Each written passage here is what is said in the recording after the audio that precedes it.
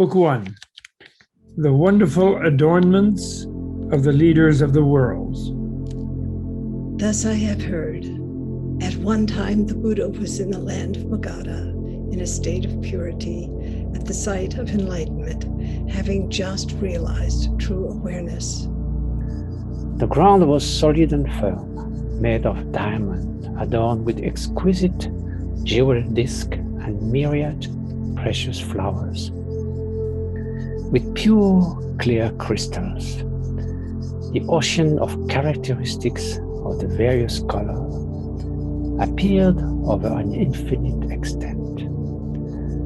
There were banners of precious stones, constantly emitting shining light and producing beautiful sounds. Nets of myriad gems and garlands of exquisitely scented flowers hung all around.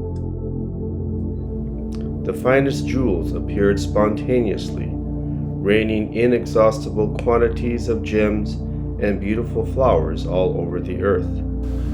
There were rows of jewel trees, their branches and foliage lustrous and luxuriant.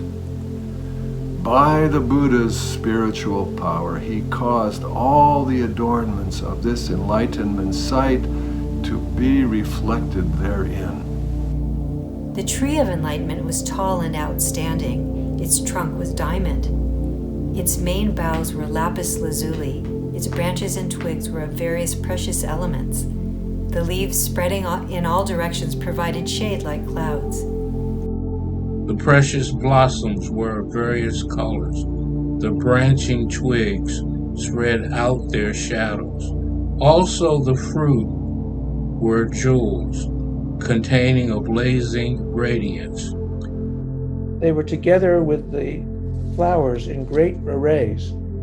The entire circumference of the tree emanated light. Within the light, there reigned precious stones, and within each gem were enlightening beings in great hosts like clouds, simultaneously appearing. Also, by virtue of the awesome spiritual power of the Buddha, the tree of enlightenment constantly gave forth sublime sounds, speaking various truths without end. The palace chamber in which the Buddha was situated was spacious and beautifully adorned. It extended throughout the 10 directions. It was made of jewels of various colors and was decorated with all kinds of precious flowers. The various adornments emanated lights like clouds.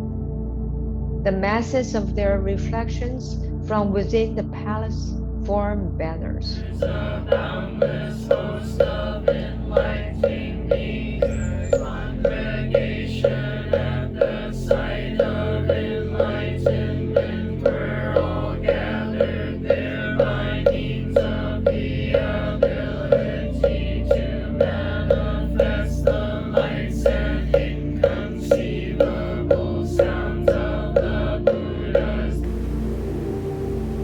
They fashioned nets of the finest jewels, from which came forth all the realms of action of the spiritual powers of the Buddhas, and in which were reflected images of the abodes of all beings.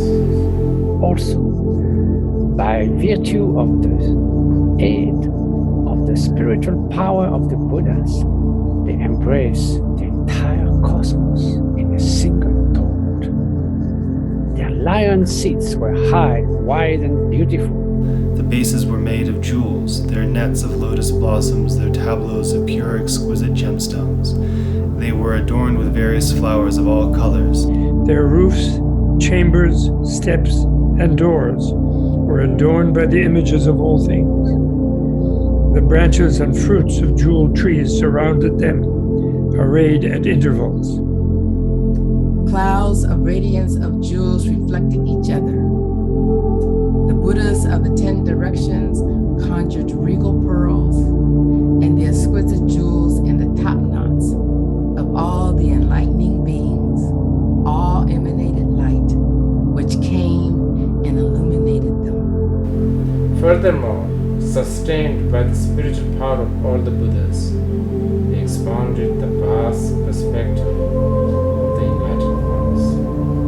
subtle tones extending afar, there being no place they did not reach. At that time, the Buddha, the world-honored one, in this setting, attained to supreme correct awareness of all things. His knowledge entered into all times with complete equanimity. His body filled with all worlds, his voice universally accorded with all lands in the 10 directions.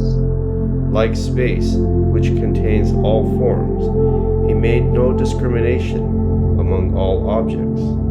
And as space extends everywhere, he entered all lands with equanimity. His body forever sat omnipresent in all sights of enlightenment.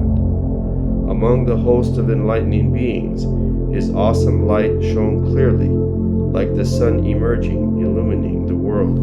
The ocean of myriad virtues which he practiced in all times was thoroughly pure, and he constantly demonstrated the production of all the Buddha lands, their boundless forms and spheres of light extending throughout the entire cosmos equally and impartially. He expanded all truths like spreading great clouds. Each of his hair tips was able to contain all worlds without interference, and each manifesting immeasurable spiritual powers, teaching and civilizing all sentient beings.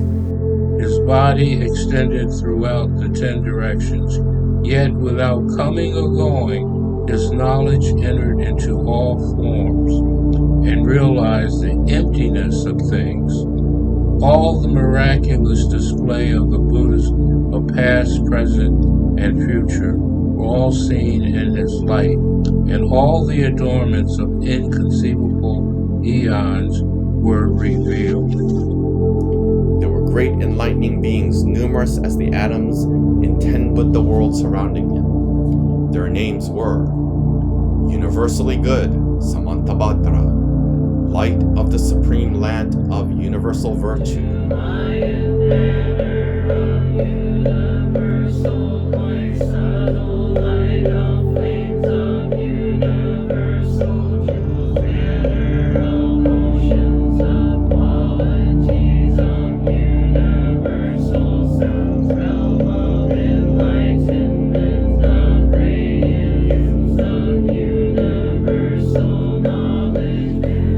Banner of flowers of a top knot of universal jewel, pleasing voice of universal awareness, light of inexhaustible virtue of universal purity, mark of universal light, great brilliance of the light of the moon reflected in the ocean, undefiled treasury of light of oceans and cloud-like sounds, born of wisdom and adorned with virtue, great light of sovereign virtue, brave lotus, top knot, sun banner of clouds of universal knowledge, great persevering with indestructible courage, Light banner of fragrant flames, deep, beautiful sound of great enlightened virtue, born of wisdom with the light of great virtue.